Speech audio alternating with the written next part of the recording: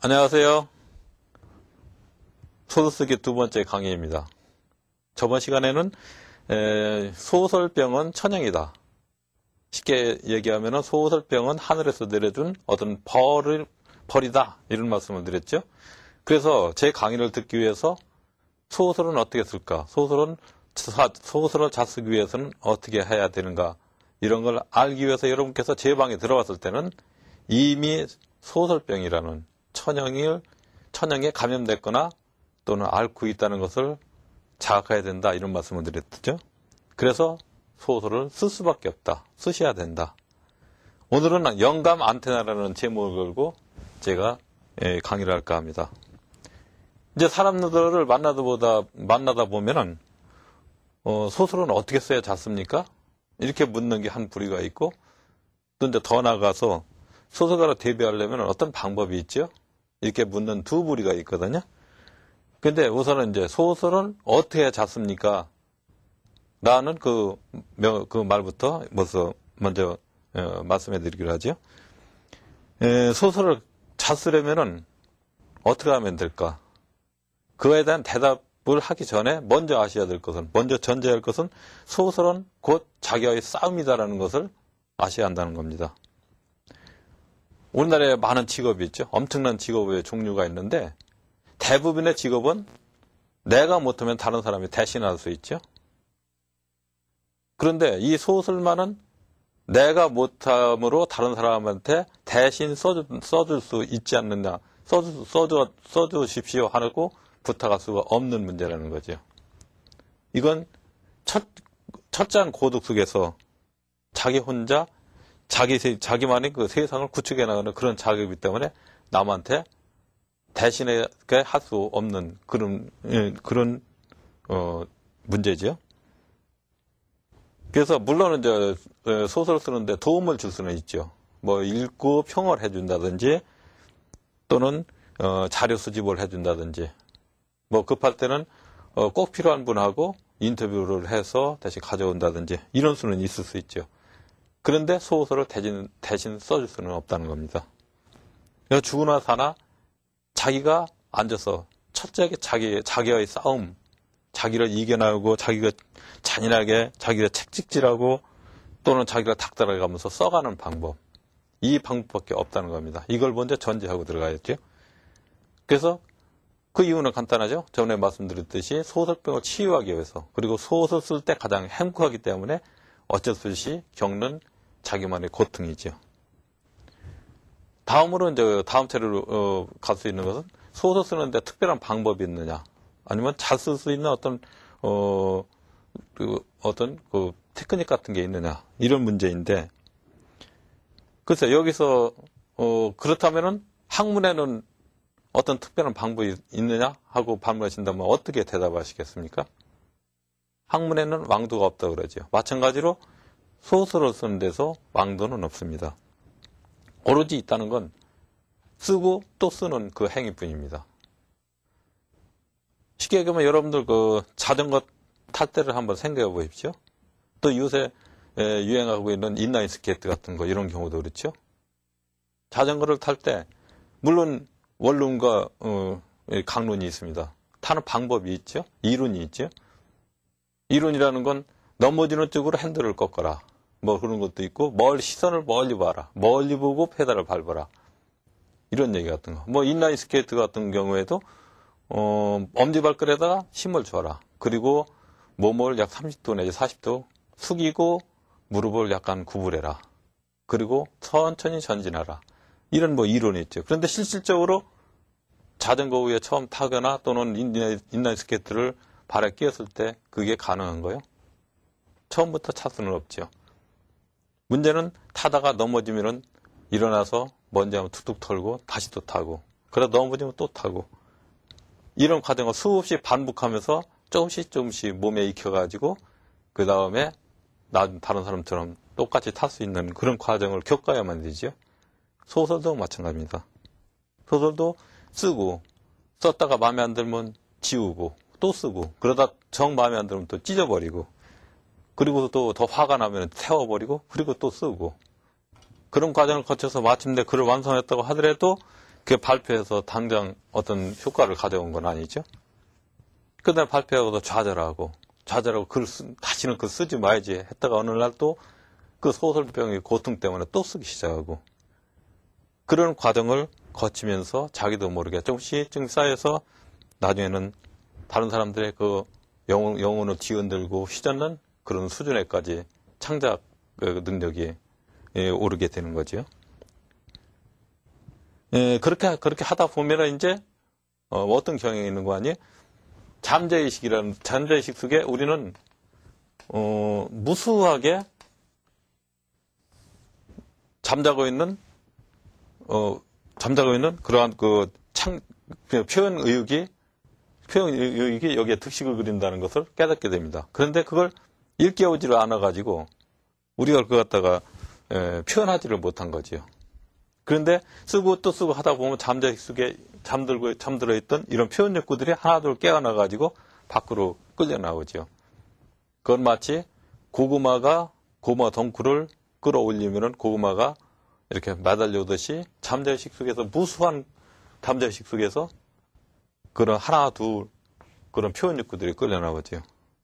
여기에 상당 부분은 있을 법한 허구 이야기들이 많죠. 그걸 형상화시키면 바로 그게 소설인데 그런 아까처럼 쓰고 또 쓰고 하다 보면 그 과정을 거쳐서 마침내 잠재의식 속에 잠들고 있는 이런 표현 욕구들을 이끌어내는 그런 궤도까지 올라가게 되는 거죠. 그런 건 아주 나이 어린 초등학생 아이들한테도 그게 증명이 되는데 저는 지금 거의 한 8년 동안 학생들 논술 지도도 하고 한편으로는 글짓기 지도도 하고 있는데 그 처음에 지도할 때 이제 오늘은 동화 좀 한번 써보자. 그러면은 아이들 하나같이 하는 얘기가 못 써요. 차라리 생활문 써요. 어떻게 우리가 동화를 써요? 이렇게 얘기들 하거든요. 왜냐하면은 이 어린아이들 생각 속에는 동화라는 건 어른들이 쓰는 것이고 어른들 중에서도 동화를 전문적으로 쓰는 동화 작가분들이 써야 된다. 이런 생각이 머릿속에 꽉 차 있기 때문에 자기로서는 도저히 엄두도 못 내는 그런 작업이지요. 그러니까 못 써요. 이렇게 나올 수밖에 없지요. 그러면 제가 근데 그렇게 말하지요. 아무튼 뒷일은 내가 책임졌으니까 무조건 써. 쓰는 방법은 딱 몇 가지가 있다. 첫째는 내가 읽은 동화 중에서 가장 감동적인 거, 그 이야기를 비슷하게 써라. 모방해서. 그 이야기에 정 떠오르지 않으면 그 이야기를 그대로 써라. 두 번째, 그 동화가 잘 생각나지 않으면 니들이 좋아하는 만화책에서 본 어떤 이야기를 갖다 써라.